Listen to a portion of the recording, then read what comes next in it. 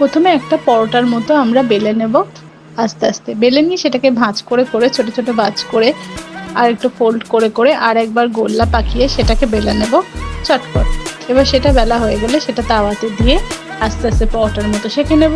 সেঁকে নিয়ে ওটা রেডি হয়ে গেল পরোটাটা।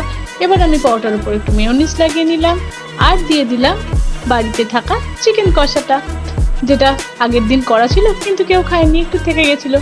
সেটাকে এইভাবে আমরা কাজে লাগিয়ে দিতে পারি। সেই চিকেন কষাটা আস্তে আস্তে সেই রোলের মধ্যে দিয়ে দিলাম একটু গোলমরিচের গুঁড়ো, ব্যাস tasty chicken slice roll ready.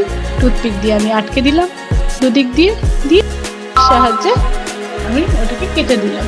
এবার এর ওপর ছড়িয়ে দেবো একটু টমেটো সস আর চিজ, ব্যাস রেডি হয়ে গেল টেস্টি চিকেন স্লাইস রোল।